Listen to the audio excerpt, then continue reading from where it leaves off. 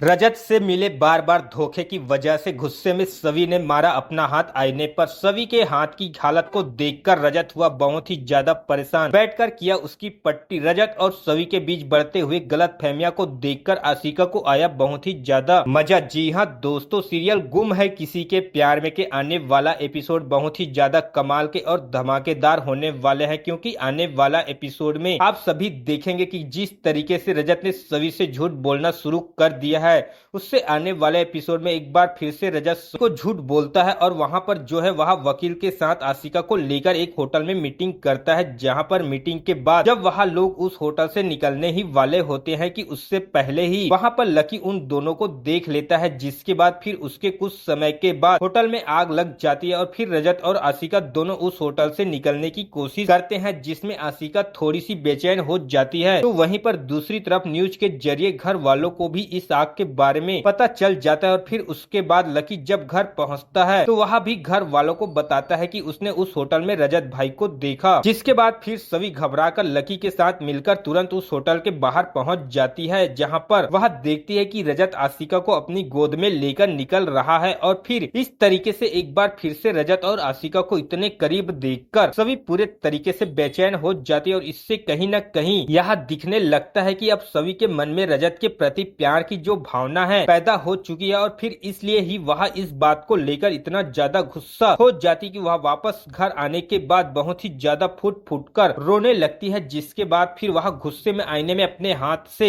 एक जोरदार मुक्का लगा देती है, जिससे कि उसके हाथों को बहुत ही ज्यादा चोट लग जाती है। और फिर इसके बाद जब रजत वापस आता है और सभी के हाथों की हालत को देखता है तो वह बहुत ही ज्यादा परेशान हो जाता है। जिसके बाद वह सभी से पूछता है कि आखिर तुमने ऐसा क्यों किया, लेकिन सभी रजत की बातों का जवाब नहीं देती, जिस पर रजत जबरदस्ती सभी के हाथों में पट्टी करने लगता है। और फिर इस तरीके से सभी के हाथों की पट्टी करने के बाद रजत उससे कहता है कि तुम चिंता मत करो, तुम जो भी सोच रही हो वह बिल्कुल गलत है। मेरे और आशिका के बीच में कुछ भी नहीं है, पर यकीन मानो मैं तुम्हें सच्चाई नहीं बता सकता, मैं मजबूर हूँ। लेकिन एक बात याद रखना कि मैं जो भी कर रहा हूँ वह बस क्यान के लिए कर रहा हूँ, कि क्यान किसी मुसीबत में है और उसे बचाने के लिए ही मैं यह सब कुछ कर रहा हूँ। इसके अलावा मेरे और आशिका के बीच में कुछ भी नहीं है। और इस तरीके से रजत सभी को समझाने की बहुत ही ज्यादा कोशिश करता है कि वह इस तरीके से आशिका और रजत के साथ में यहाँ पर उसे देखकर बुरा ना फील करे। इस तरीके से कहीं न कहीं रजत सभी को अपने बातों में समझाने में कामयाब हो जाता है, जिससे कि एक बार फिर से सभी को रजत के ऊपर दोबारा से भरोसा हो जाता है और वह मन ही मन सोचने लगती है कि रजत उसे कभी भी धोखा नहीं दे सकते, वह किसी परेशानी में है, इसलिए वह आशिका के साथ समय बिता रहे हैं। और फिर इस तरीके से सीन होता है, लेकिन एक बार फिर से आशिका अपने बुरे इरादों को कामयाब करने में लग जाती है, जिसके बाद वह बार बार सभी के सामने यही प्रूफ करने में मेहनत करना चालू कर देती है कि वह जैसा सोच रही है वैसा नहीं है, यानी कि वह जिस तरीके से रजत के ऊपर भरोसा